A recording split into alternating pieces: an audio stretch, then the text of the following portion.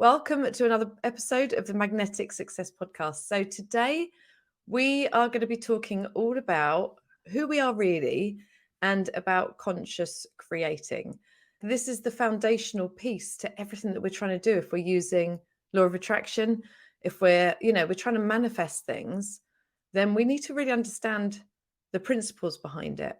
And part of this is really understanding who we are, because so many of us are acting from our old paradigm. We're acting from a program that's been created in our minds many, many, many years, decades even ago, that isn't really truly reflective of who we are, what we're capable of. When we start getting into manifestation and wanting to manifest and wanting to use the law of attraction, this process of growth is really about deconditioning our minds. It's about unlearning. We have to unlearn before we can relearn. So it's about removing, the old paradigm, about removing all those limitations, about removing all those old, outdated, and inaccurate ideas about who we are and what we're capable of and what we're here to do, so that we can then start to understand really who we are and what we can do. So, you see the most successful people out in the world absolutely killing it. They know their power. They know what they're capable of. They're not identifying with an old paradigm of who they thought they were when they were 7, right? Which most of us are, because we haven't replaced it. And that's all. And that's okay. It's just the people that are absolutely killing it. They're coming from a different angle. They're seeing themselves in a completely different way. They're seeing themselves as completely powerful, right? So I just wanted to have this conversation with you so that we can see if we can start closing that gap. So you can start seeing yourself as an equal, because the reality is we're all made the same. We are all made exactly the same, with exactly the same power, with exactly the same ability to create. The only difference is in our thinking. It's in our minds. It's in our programming. It's in our beliefs. It's the only thing. And we know that whatever's going on in our mind is ultimately going to dictate the actions that we take, which will give us the results, right? So it all is in the mind. Um, so if you already sort of know about manifestation, maybe you can, you practice spirituality, or you might even teach it, or you know about law of attraction, then you probably already understand what I'm going to be talking about. But again, are you embodying it? Because we can all know all this stuff. We can all read all this stuff. I don't know how to turn those notifications off. They are going to be really annoying, aren't they? We can hear all this stuff. We can read all this stuff. But unless we're embodying it and actually integrating it, then it's not going to change our lives. It's not going to do anything. Like, it's just more knowledge we're collecting. Remember when I've talked about the knowing doing gap that Bob Proctor always talked about? It's when we're knowing at a conscious level what we need to do, but subconsciously our actions are still being kind of dictated to by an old paradigm, by old beliefs. So we're not actually doing the things we know we should be doing. Right? We're always saying, yeah, I know that. Yeah, I know that. I've heard this before. I've heard this a million times. Yeah, but are we doing it? Are we embodying it? Are we living it? Has it become one of our life's principles? Right? Are we in alignment with that idea or that knowledge through our thoughts, our feelings, our actions, and our behavior, or not? Because that's where the gap is. So let's talk about who we are then. So first of all, I think the easiest way to talk about this is by talking about who we're not, right? So you're not your body. We identify with our bodies so much, don't we? To the point that we just guilt and shame ourselves over it many times, looking in the mirror and judging ourselves for what we look like and all of these kind of things. But the essence of who we are not our body. We're not our hand. We're not our leg. You can replace so much of your body and still be alive, right? Even our organs, we can have transplants. Like, so much of us can be replaced. So how can we be our body if we can be replaced? And when you're looking at it, Bob Proctor always said this, this is my arm. You're looking at my arm. Well, who's the my? If it's my arm, who am I? Whose arm does it belong to, right? So we aren't our body, even though we identify with it so much. You're not your mind. Your mind is a mental program going on and on in your brain. Most of it is programmed and automatic. It's running on autopilot. That isn't who you are. Like, we tell ourselves such awful things and we think that's who we are, but it is just a program. It's just an activity that's going on and on and on, right? In our minds. Like you can't even take a picture of your mind. There's no picture of your mind. You couldn't x-ray it in your body. Like it's another part of us that's completely invisible. But it's an activity. It's just going round and round and round. It's there to keep us alive. It's there to help us create. But that's not who we are. We aren't our mind. You're not your thoughts. Again, when I said we can identify with the inner critic and the things that we say to ourselves, but those thoughts aren't who we are. We aren't our thoughts, because we can hear our thoughts, right? When we actually get quiet, when we actually notice what's going on in our mind, we're observing, we become an observer. So that observer, that's who we are. We're not the thoughts that are going on, because we can observe them. If we were our thoughts, we wouldn't be able to observe them, right? There's something behind the thoughts. You've probably read Rhonda Byrne's The Secret, but if you've ever read her book, The Greatest Secret, she went on for 10 years, I think, after releasing The Secret, and was just studying all religions, all scripture, really trying to understand all of this. And she talks about all of this in her book. And she talks about us being consciousness. We are consciousness. We are awareness. Like whatever it is that we are, it's aware of everything. It's aware of what we look like, who we are, what we're saying, what we're hearing. That's why you can hear and notice so much, even when things are coming out of your mouth and you're thinking, why am I saying that? And you're thinking, who's that? Who's that voice that's saying that, right? So we're consciousness. We're like, the biggest part of us is completely invisible. They can measure the energy leaving our body when we die. But when we die, like the thing that made us wasn't our body. Like the essence of us, we are consciousness, we are energy. We're a spiritual being in a human body. And that is what we are. And the more we can identify with our truth as just this spiritual energy, this source energy, this life force energy, then we can start to remove those feelings of unworthiness, the feelings that, how can I do this? I don't deserve this. I'm not good enough for this. When we realize and understand that we're all the same, and we have all been made in exactly the same way, with this amazing ability to create, to attract, to manifest, then all of a sudden, people don't have to be on pedestals anymore, and we don't have to put ourselves right down there. We don't have to tell ourselves that we're not worthy of receiving what we want because this has happened, or we're that kind of person, or we've got this weakness or this. When we understand what we are, and we are here to express, we are here to grow, we are here to evolve. We came here to just create and manifest and enjoy and feel all the feelings and experience all of the experiences, right? So when we think about our desires, so many different words are used for this, right? So people might identify with using the word God, other people universe, other people Mother Nature, other people life force, other people divine mind, other people consciousness, right? Whatever it is, like it's all relating to kind of the same thing. Like we have this life force running through us. Like just think about when we cut ourselves or we hurt ourselves, our body has a natural healing ability, right? And we know from people like Joe Dispenza can get instant healings in his sessions, on his seminars and things. They can be instantly healed from being paralyzed, from cancer. He has proof of all of this. And of course, he was a doctor first, right, as well, wasn't he? So he has all the proof. He measures so much of this data on machines and all sorts of things. So, we have this incredible ability. We have this life force running through us that can help us heal, sometimes instantaneously, from something that we should never, in theory, in modern society, be able to heal ourselves from. But people do. People have instant manifestations, right? We have this life force running through us. And it's just like when we look at nature, things die all the time, but then they come back and grow. Like every year, the leaves fall off the trees.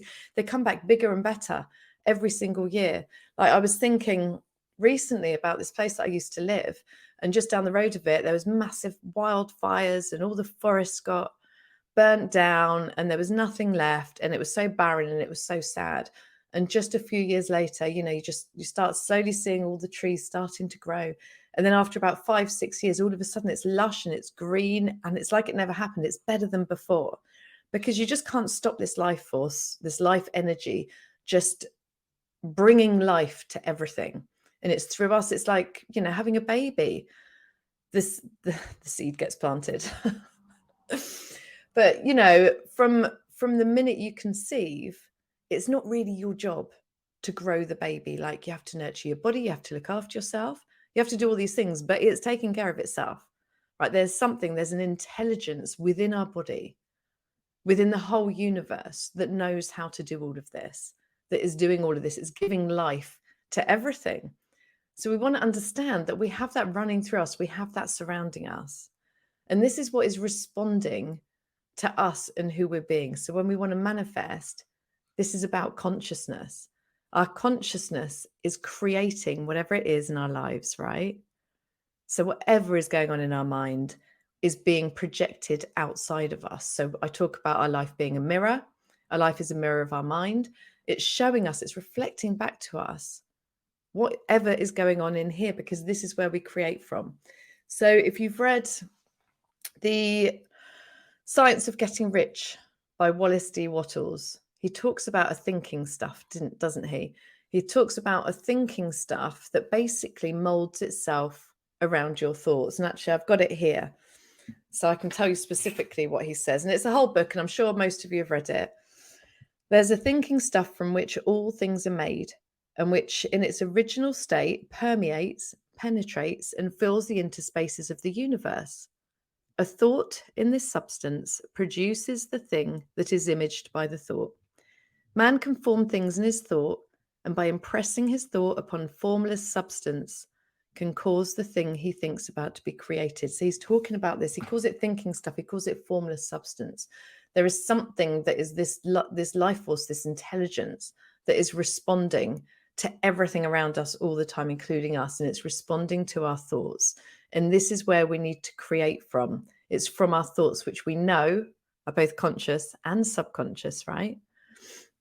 In Neville Goddard's book, The Power of Awareness, he says man's chief delusion is his conviction that there are causes other than his own state of consciousness. All that befalls a man, all that is done by him, all that comes from him, happens as a result of his state of consciousness. A man's consciousness is all that he thinks and desires and loves, all that he believes is true and consents to. That is why a change of consciousness is necessary before you can change your outer world. And another one which I really love, You Too Can Be Prosperous by Robert A. Russell. He says our whole work is to keep our thoughts pure and our consciousness true. If divine substance, that's another word for formless substance, thinking stuff, is momentarily shaping itself around our thoughts and materializing in our life the things that we think about, we must keep our minds off our troubles and keep them centered in God. So obviously replace the word God if it doesn't resonate with anything else, universe, divine mind, mother nature. So we're being told the same all the time. It is our thoughts, it's our consciousness. This is something that I talk about all the time as well. And the problem is we end up focusing so much on what we don't want, focusing on our problems, getting lost in the 3D world, responding to the circumstances, responding to the conditions. We get so stuck. Like on those, I talked about roadblocks the other day, road humps, roadblocks, I think I called them on the podcast. And it's like we reach this roadblock and we just stop and we look at it and we look at it and we look at it and we keep looking at it and talking about it and trying to figure out how to get over it. But we could just walk over it, right? We could just elevate our minds. We could just, zoom out a little bit and just look further down the road to what it is that we're wanting to achieve, what we're wanting to be, what we're wanting to do, and stay focused there. And in no time, either the road bump disappears or we just find it so easy to just scoot over it. It's suddenly doesn't feel as big and overwhelming and overbearing to jump over or to climb over. All of a sudden it's like, yeah, what was I even worried about? You know what that's like when you just get so stuck in a problem, and it gets bigger and bigger and bigger and bigger. The more emotions that you throw at it, and the more you think about it, the more you bring other people into it, the more you talk about it, the bigger it gets. And suddenly there's so much drama and this thing seems so big. But when you can zoom out and stay focused on what it is that you want, and know that actually what I'm focused on, I'm creating consciously, I'm going to go over here. You've come from a different level of mind. Albert Einstein always said you can't solve a problem from the same level of mind it was created in.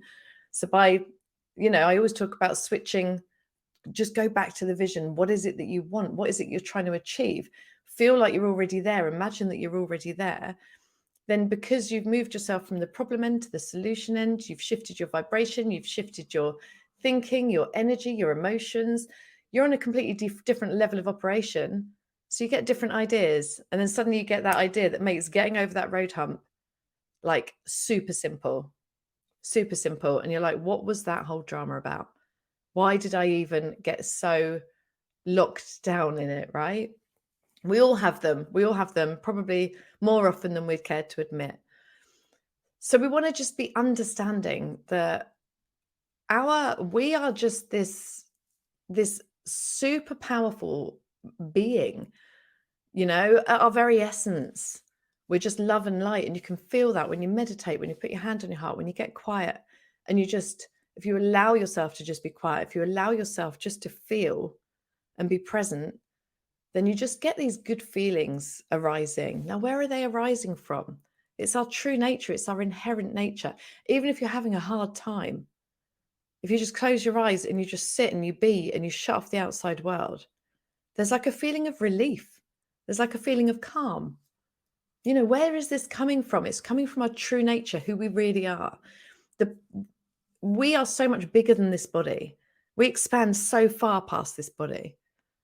And we're all connected, and we're connected to whatever it was that created us. God, creator, universe, divine mind. We have been given this ability to create, and we've been given it through our minds.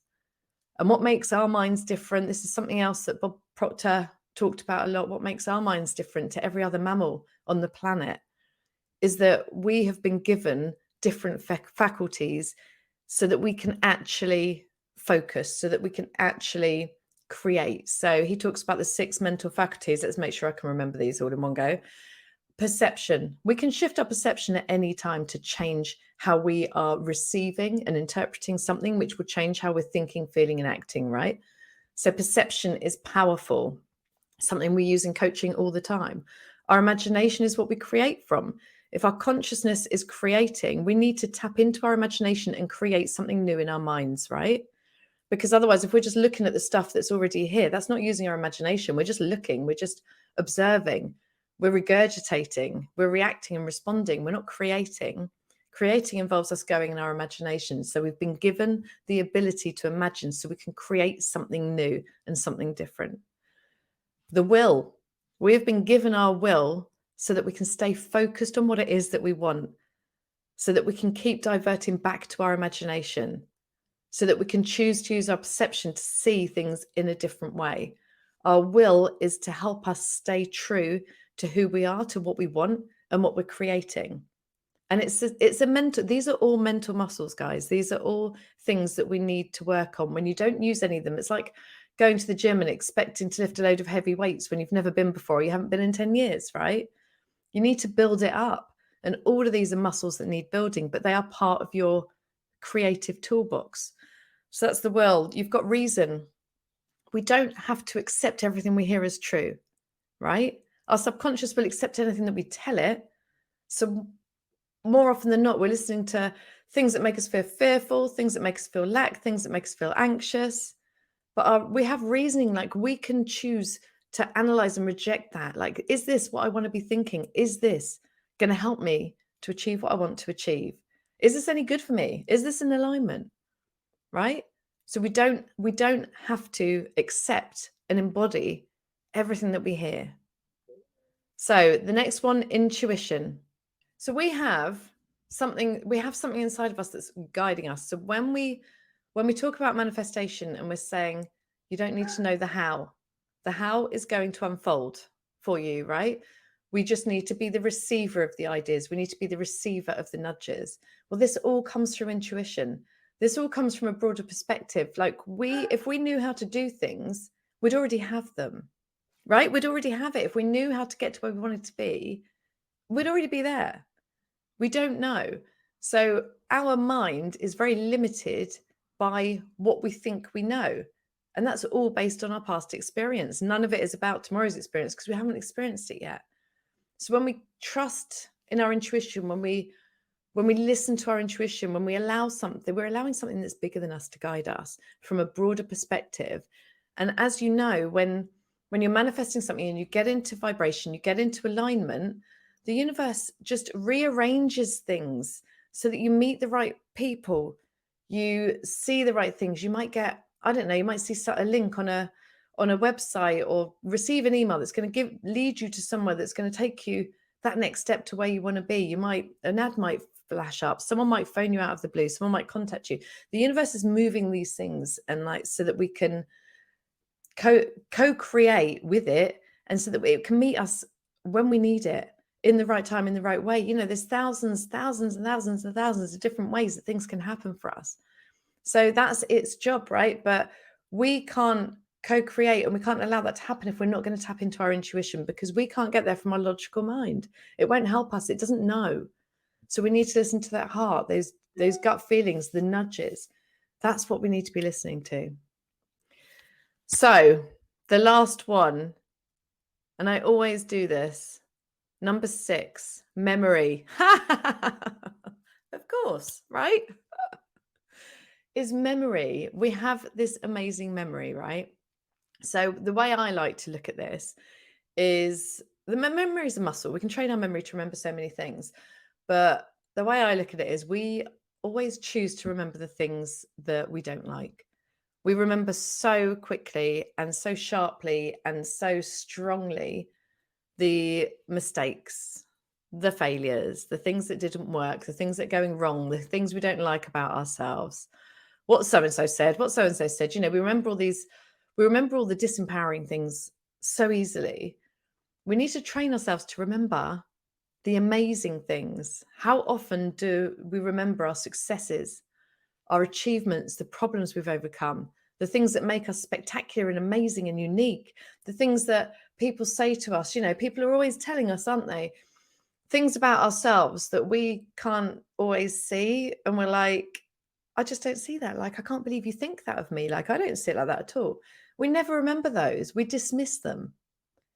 But they're reflecting actually what we're sending out. So they're giving us a true picture back. We're just limited by our own mind. But wouldn't it be amazing to remember those things instead?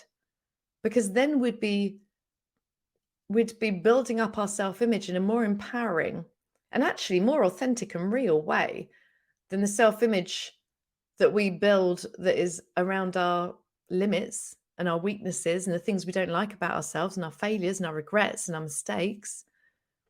So we need to be able to use our memory too. So we were given in a positive way. So we've been given this toolbox, this mental toolbox, mental faculties, all designed to help us create this life. So how many of these are you using all the time to create, right? We need to be working with our mind. So what gets in our way? The stuff that I always talk about. First of all, it's lack of understanding, which is why I wanted to do this live in this episode today, is to try and help with some of that. We go into it a lot deeper in Unstoppable. We have a lot more videos around this sort of stuff. But when we start to understand, we can make it less about us and our own limits and our own perception of what we can and can't do. And we can make it about it's another law of the universe. It's just the way it is, like gravity, like the fact that all the planets are spinning in orbit perfectly. We're not crashing into planets all the time. We're not, how is this all happening? Right? When we can look at it like that, and our job is to think, focus, feel, and act upon the things that we want and really create those strong ideas in our mind so that we change our consciousness, we change our way of thinking, we change what formless substance and thinking stuff is molding itself around. When we just see it as this is how it works, it is not discriminate, it's not personal, it's nothing to do with me, It works the same for me as it does for someone that's horrible and evil. You know, there's no worthiness in there. There's no, if you're good, you get this, and if you're not. But we tend to have that when we're looking at people with all these things that we want. We tend to think it's because we're not worthy, we're not deserving. We're all worthy, we're all deserving. We all have the same ability to create, right? So we need to choose to use that. We need to choose that actually, I can do this. I want to do this. I can be like everybody else, you know, with the things that they're having and the things that I want and the freedom I want, the adventure I want, the fun and the abundance and the love and the money and the wealth. You know, I want it all. So this comes from our consciousness. So other things that get in the way, which are things I've already spoken about, especially this week on the podcast. Well, it'll be last week by the time this one airs, which is the success blockers, 7 success blockers, right? So, you know, one of them being healing. Like, we don't heal our past wounds. We have traumas and wounds from when we were a kid and we don't heal them. And they're still, you know, the inner child, it's still deep within us, self-sabotaging everything we're doing, while with our conscious mind, we're trying to do X, Y, and Z, but we're self-sabotaging without even knowing that we're doing it, and things aren't working and we're not in the right vibration and we're attracting all the things that we don't want. And it's because we're not looking at this at a holistic level. We're not looking at this from a bigger picture of the whole of us, the whole of who we are, the whole of what needs to be worked on, right? To get us into alignment. We have a lack of faith. We just think that we're in it by ourselves and there's no one here to help us because of our past experiences, because no one showed up before. We don't realize that this strength, this power, this ability is within us. Like, even when we're talking about thinking substance and formless substance and, you know, God, universe, Mother Nature, like, this is all within us. Like, we don't need to go outside of us to achieve it, to create it, to be it. It's all within us.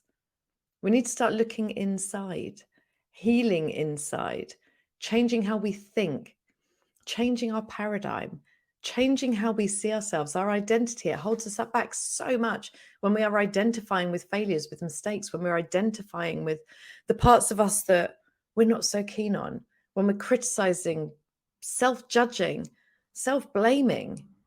These are the things that need healing. These are the things that need work on, because they are all adding to the self-sabotage. They're all adding to our inability to focus on what we want, because we're pulling our focus away because we don't feel worthy and deserving. Right? So we've just got swept into the paradigm, the old paradigm of hustling and working. We think that our worth's outside of us. We think our worthiness is really dependent on what we've achieved and how much money we make, and, you know, how our kids behave and what grades they get and all of these things. But we are innately worthy. It's nothing to do with outside of us, and it's everything to do with inside of us. So the more we can unlock, and that is why I called the podcast Magnetic Success.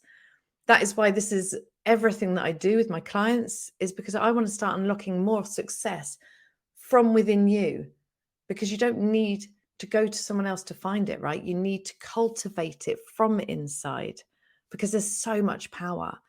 And when you become magnetic, when you change your consciousness, when you change how you feel, when you heal, when you feel whole, when you understand who you really are, then you become magnetic and you effortlessly attract things that you want into your life. And that's what this is all about. So if you've been struggling with manifestation or law of attraction, if you've been struggling to hit, this even is related to income goals, business goals. There's a, what's the word? It's disjointed. There's a disconnect between what it is that you're asking for and your consciousness, your thinking, your thoughts, your feelings, your actions. There's a disconnect there, and it could be self-sabotage, right? So we need to understand how to close that gap, how to get into alignment so that we can actually be the powerful creators. We are here to create. We're not here to respond, to react. We're not here to be a victim to life, but we will feel like that. And that will be our experience if we don't choose to use our mental faculties and our consciousness to create what it is that we want. Then we become life's plaything, right? And then other people who are consciously creating we can get drawn into that because we are leaving ourselves open and susceptible to anything. Whereas when we're consciously creating, we have powerful intentions. We are deciding. We're deciding what we're available for. We're deciding what we're not available for. We're deciding what we're worthy of. We're deciding what we want, right? So I hope this has helped deepen some of your understanding. I want to have these powerful conversations that make you think differently, that break through to another level, that make us stop and think, oh, I've not thought about that really. And maybe that's why this is like this and that's like that, right? I want us to go deeper to really, really understand so that we can really start to leverage the law of attraction, manifestation, because it's all there. The universe is your plaything. You're not the plaything of the universe. The universe is your plaything. So let's start making it that. So if you've enjoyed today's episode and you want to take that next step in conscious creation, I've actually released, and I'm just wondering what time this one's going to go out next Wednesday. So I think the Christmas deals, for the group, I've launched Christmas deals. So I will drop a link in the bottom that have all the Christmas deals in there that are only live until Monday, the 12th of December. After that, there's two ways you can take that next step so that you don't have to go into 2023 with the same problems, the same failures, the same frustrations as you possibly have experienced in 2022, or you just want to up level, you want to get to that next level, but you want to make sure that you're creating from conscious awareness. You want to make sure that you're being deliberate and intentional so that you can release all the crap that's been holding you back.